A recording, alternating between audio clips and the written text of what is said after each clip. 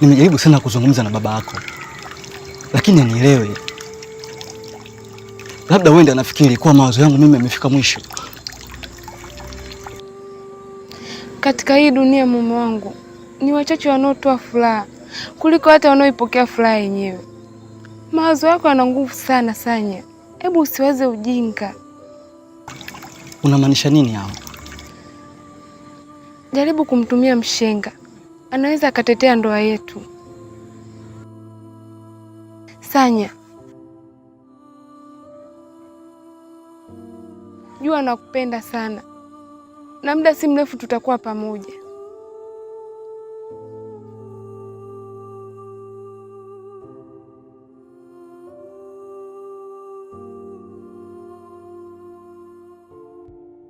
Sanya, kwa hiyo unaondoka bila kumsaidia mpenzi wako?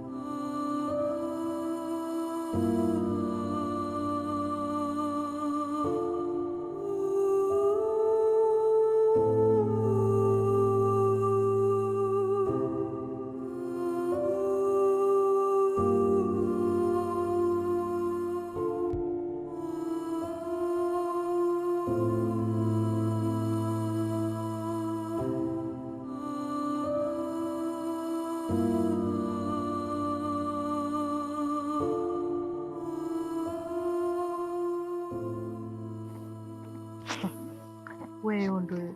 Yaani mpaka dakika hii bado uko hapa. Inaenda kia 3 hujapeleka marejesho. Yaani hiyo ndio nahisi kuna kitu najitafutia. Hapana Siwa. Sio kama hivyo unavyofikiria wewe. Nimepata ugeni wa ghafla. Ningewezaje kuondoka na kumwacha mwenyewe hapa nyumbani? Ila anachokuomba tu, nenda kwa huyo mwenyekiti huyo, kaniombee ruksa. Mimi baadaye nikimalizana na huyu mgeni nitakuja. Sawa, mimi taarifa nafikisha. Ila na wewe ndio ufanye uje ukipuuzia shauri yako mimi simo tena nishajitoa. Haya, karibu lakini.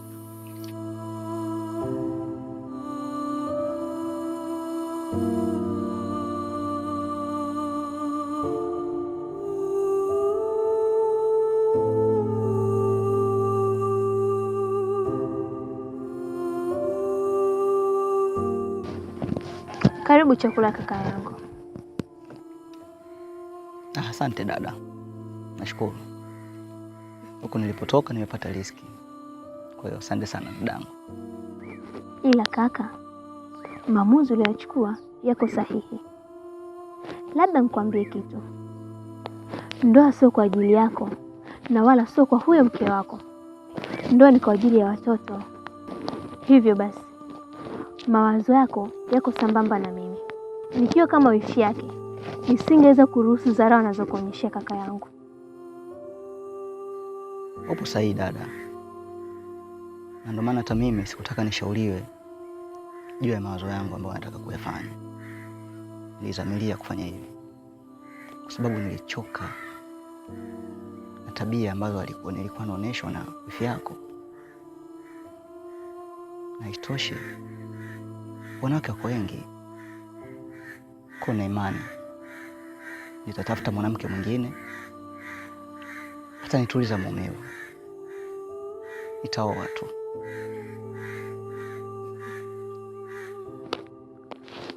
Dole gumba ndio chachu ya ndoa nyingi kuvunjika.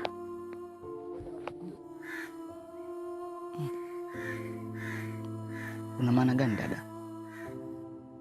Wewe leo tu hivyo, ila pita katika misingi yangu.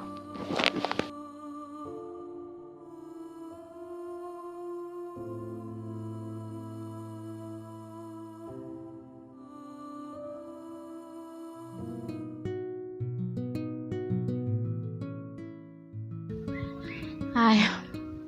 Shoga kama wewe, bidada kama wewe, kila siku na kazi ya kusema na wewe kama msungu vile. Kumbe mwali viendo vyote unavijua. Mimi bwana kama yule ana kazi ya kunisumbua kila siku. Yaani mimi mpaka nashindwa nimjibu nini au nashindwa kumwambia, yaani nimwambie kitu gani? Kwani shoga yangu umekuwa almasi? Kusema kila siku unatafutwa wewe. Haya, mimi ndo nimekuja kukuambia ili leo ndo mara ya mwisho. Sitakuja kusema na wewe tena. Mimi sio kama sitaki, ila shida unajua kitu kama ukiwa hujazoea lazima utapata vikwazo kidogo. Sasa wewe tena unaanza kukasirika. Haya. Mimi hapa mimi kama Chandimu narudia ile kauli yangu. Hamna mtu shoga yangu aliyezaliwa na kujua vitu. Si umenielewa? Ninachokuambia bwana yule yuko lazima kubadilishia maisha yako. Tena anakupenda mpaka anakupenda tena. Na mambo yenyewe ndo kama hivi kashaanza. Kula chume hiki hapa.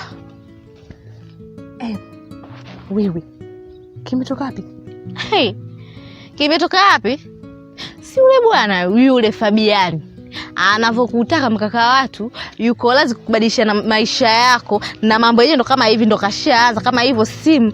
Wakati hata bwana wako mwenyewe hata uwezo kukununulia kiswaswadu alikuwa hana mpaka leo hii.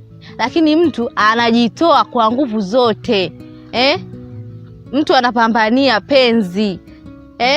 Lakini wewe mtu umuelewi, na mwenyewe kashasema yuko lazima kwa hata spare tire. Wewe unataka mtu gani ambaye anajua kabisa upo kwenye uhusiano lako lakini bado anakutaka?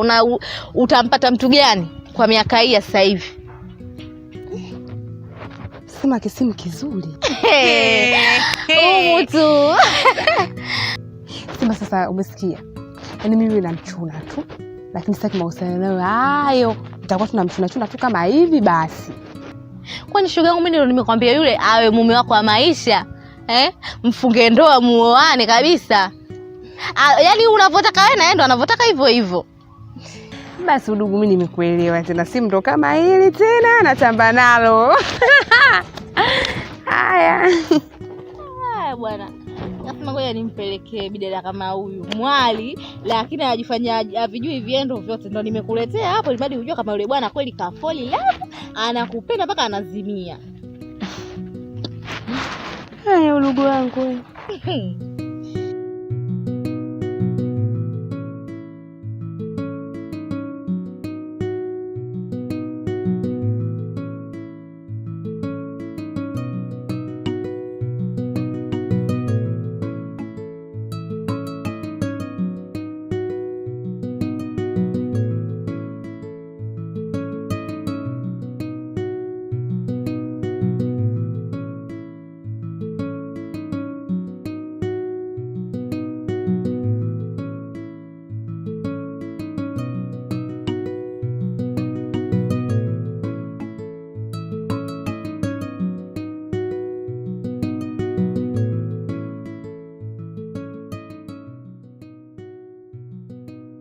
Mama mkubwa, shikamoo. Marahaba, ujambo mwanangu?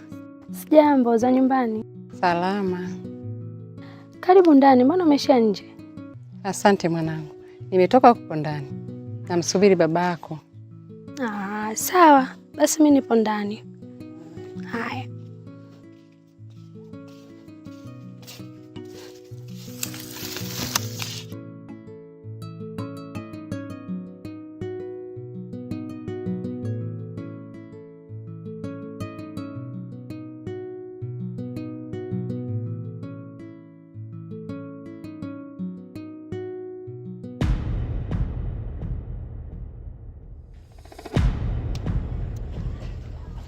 Shemeji, mbona umenitia huku?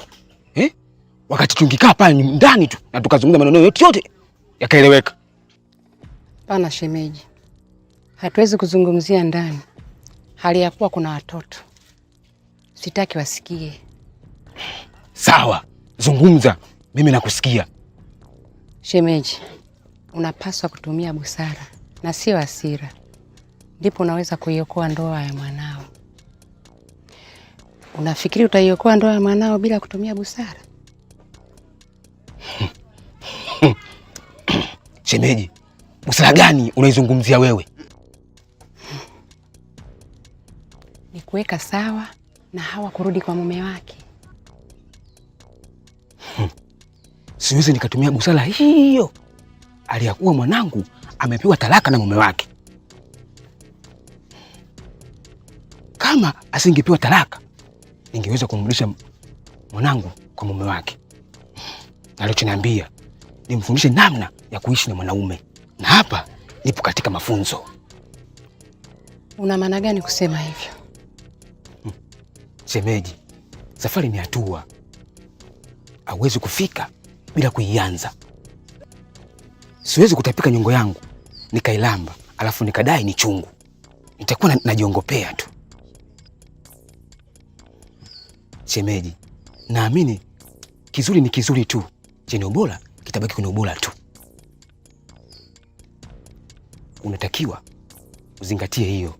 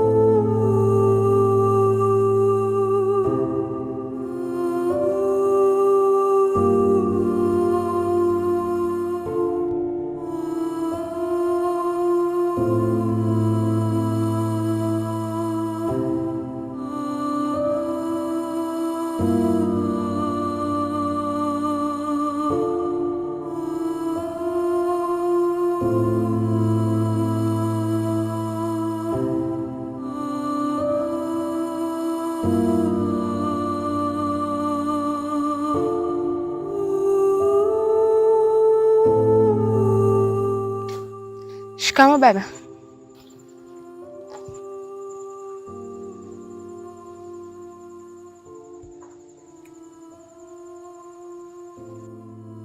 Tayari nishazungumza na mume wangu na tayari tumeshakubaliana.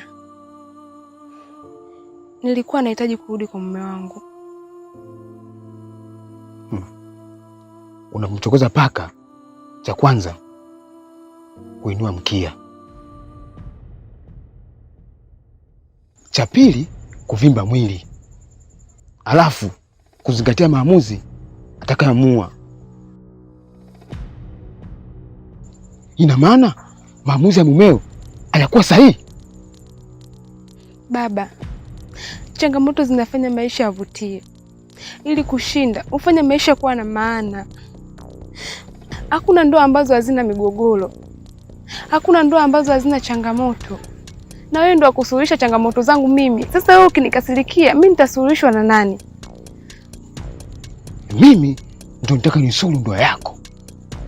Lakini nasikitika kwamba ndoa yako imeshindwa kunusulika.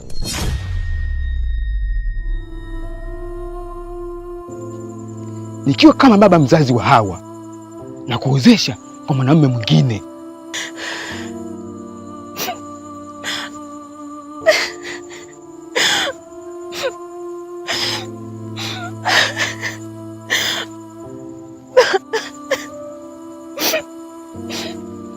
Toka hapo.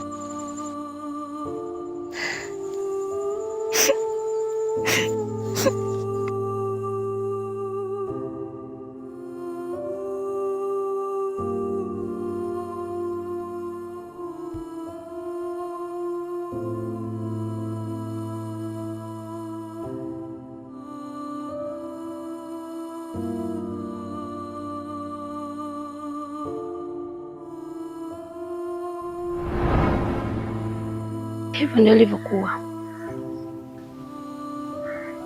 Sina lengo baya kwa Hawa, ila ni vile tu nilitaka kujua. Sawa, mimi naelekea nyumbani. Nafikiri baadaye tutaongea zaidi. Sawa, usijali. Mimi nipo.